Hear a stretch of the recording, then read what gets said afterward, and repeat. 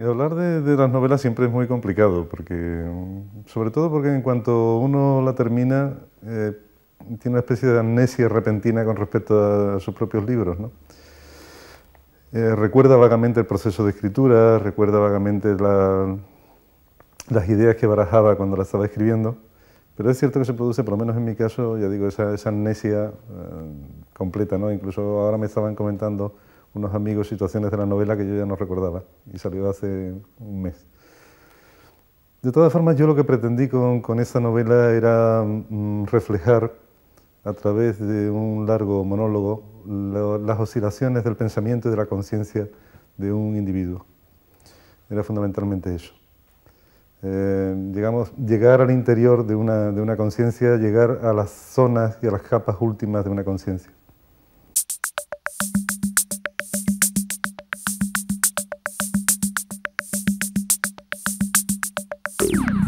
Bueno, yo creo que no se puede medir en términos de comodidad o de incomodidad.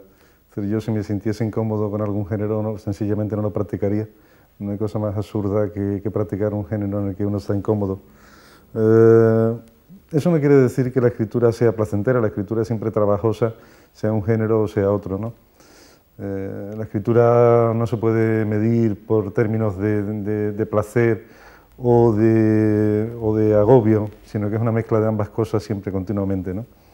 Es decir, la escritura puede ser placentera, pero resulta también agobiante, resulta también un proceso doloroso, porque incluso, aunque no sea una introspección sobre la propia vida, es siempre una introspección que sea sobre una vida ajena, pero que tú tienes que asumir como autor.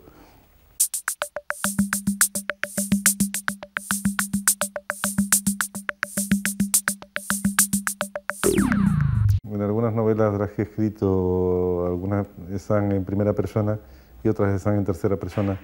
Depende de cómo sea el planteamiento de la novela, eso depende del planteamiento inicial. De como todo, de una pequeña intuición, de decidir si la novela se va a escribir en primera persona o en tercera.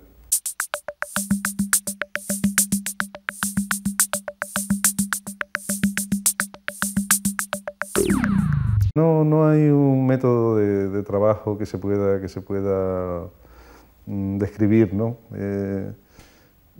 Hay ocasiones, rachas, temporadas en que uno está más inmerso en la escritura. Hay épocas en que está más apartado de la escritura porque sencillamente no tienes ocurrencias o no tienes ganas o no tienes ánimo para escribir. Pero en mi caso, por lo menos, la escritura es siempre algo que está ahí, desde por la mañana hasta por la noche, y a veces incluso en sueños. Es algo que está ahí, aunque no esté escribiendo, pero estoy ideando algo.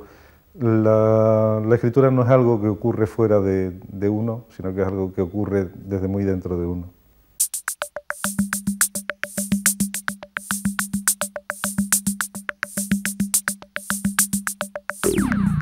Yo creo que todos los escritores tenemos esa deformación.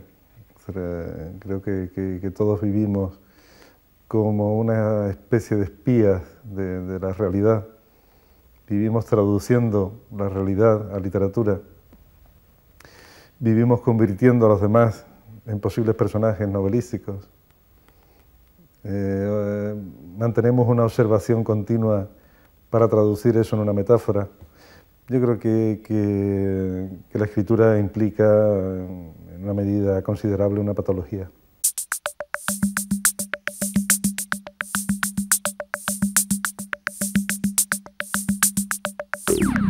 Yo creo que la autoficción, como tú la llamas, está bien si consigue convertirse en ficción. Es decir, cualquier procedimiento, cualquier material, aunque sea autobiográfico, se puede convertir en ficción. De todas formas, hay también no podemos olvidar que vivimos en un momento histórico determinado y que ese momento histórico genera una serie de modas, entre ellas la de denunciar la muerte de la novela, la de intentar cambiar los materiales narrativos tradicionales por otros, considerar el reportaje psicológico propio como materia ficticia. Todo ese tipo de cosas yo creo que son modas y que se verán luego como pintoresquismo de época, y que la materia novelística pues, será una u otra, pero el hecho es que tiene que funcionar como tal materia novelística.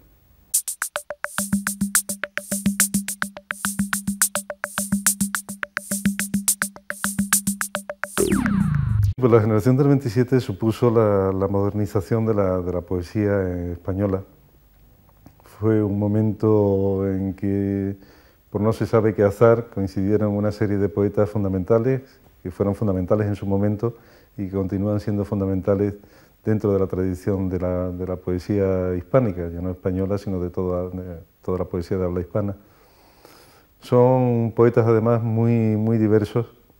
Es decir, que son poetas que no son, digamos, los principales, no son poetas que se influyen entre sí, sino son poetas que representan voces únicas, voces irrepetibles, y ese conglomerado de poetas resultó realmente milagroso.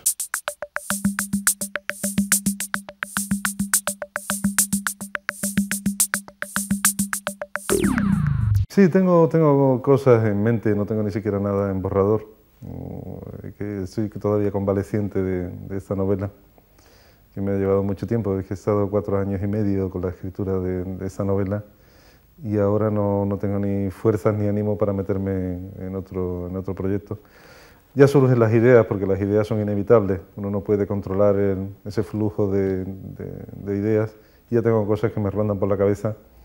Y llega un momento en que, digamos, esa ronda se convierte en algo tan opresivo que tienes que darte salida a través de la escritura. Supongo que no tardaré mucho en empezar a escribir.